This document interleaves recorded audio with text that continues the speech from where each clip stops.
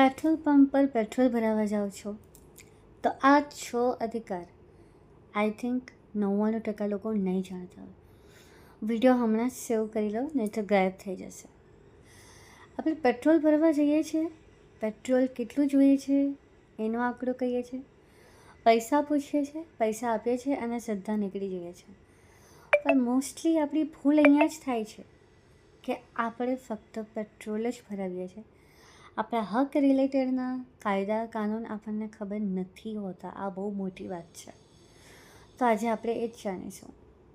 પહેલું તો રૂલ છે કે તમે ગમે ત્યાં હો, પેટ્રોલ પંપનું વોશરૂમ લેડીઝ ઉપયોગ કરી શકે છે. આમ તો જનરલી બધા કરી શકે, પણ એક મહિલા તરીકે તમે બિંદાસ ત્યાં તમારી ફ્રેશનેસ કરી શકો છો. બીજો અધિકાર, તમે ગમે ત્યાં હો, તમે હવા તમારી 2 વ્હીલર હોય, 4 વ્હીલર હોય કે 3 વ્હીલર હોય કે પછી સાયકલ જ એકવાર કેમ ના હોય, તમે મફતમાં હવા ભરાવી શકો છો. એના કોઈ જ પૈસા પેટ્રોલ પંપ પર ઊભેલા હવાવાળા વ્યક્તિ તમારી પાસેથી માંગી નહીં શકે. હા, તમે સ્વેચ્છાએ આપો છો એ આખી વાત અલગ છે, પણ એ લોકો માગે અને તમે આપો તો તમારો એક કાનૂની હક છે. આ વસ્તુ પોસિબલ નથી. તમે હવે હવા ભરાવો તો પૈસા બિલકુલ ના આપતા.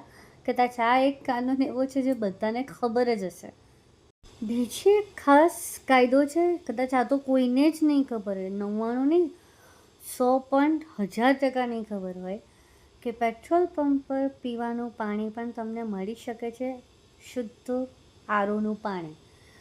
જો પેટ્રોલ પંપ પર તમે પાણી માંગો ને ન આપે તો એ કાનૂની કાર્યવાહી થઈ શકે છે. બીજું, તમે પેટ્રોલ પંપ પર આરો ના હોય તો એમને સજેસ્ટ નહીં, પણ તેમને કહો કે અમારા માટે, પબ્લિક માટે પીવાનું પાણીનું આયોજન રાખે, વ્યવસ્થા કરે.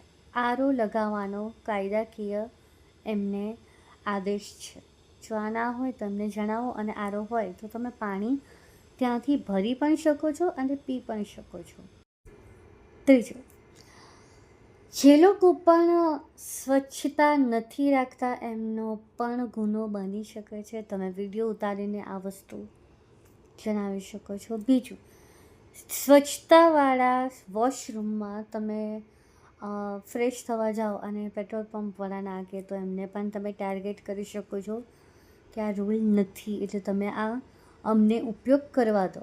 આ પણ બને છે ઘણી જગ્યા પર. આ બે ટૉપિક છે. એક તો સ્વચ્છતા કરવા માટે તમે કહી શકો છો, અને સ્વચ્છ હોય ને તમને વોશરૂમ ના જવા દે તો પણ તમે એને રોકી શકો છો. બીજો કાયદો છે first aid kit. Medical kit પણ પેટ્રોલ પંપ પર અવેલેબલ હોવી જોઈએ કે જેનાથી કોઈ વ્યક્તિ અચાનક અકસ્માત થાય તો ત્યાંથી એમને મળી શકે. ન હોય તો તમે એમને સજેસ્ટ કરી શકો છો કે આ વસ્તુની વ્યવસ્થા ઉપલબ્ધ કરો.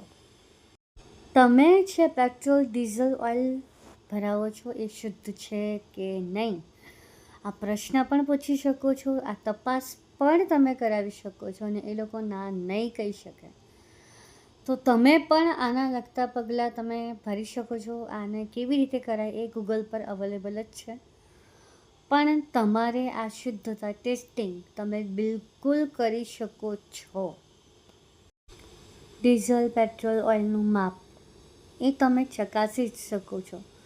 જ્યારે ભરાવા જાઓ એ પહેલાં તમે પૂછી શકો કે કેટલું માપ છે. એ લોકો ના નહીં કહી શકે.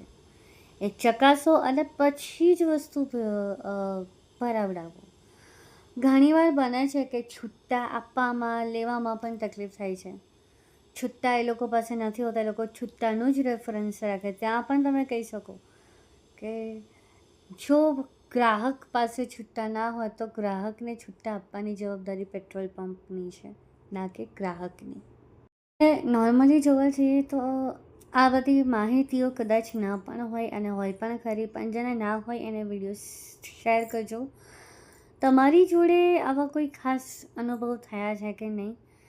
અનુભવોમાં એવું બની શકે કે પેટ્રોલ પંપવાળા નજીક આવીને તમારી જોડે વાત કરે, સ્પેશિયલી લેડીઝ જોડે, બિકોઝ હવે લેડીઝો પણ કાર ડ્રાઇવિંગ કરે છે.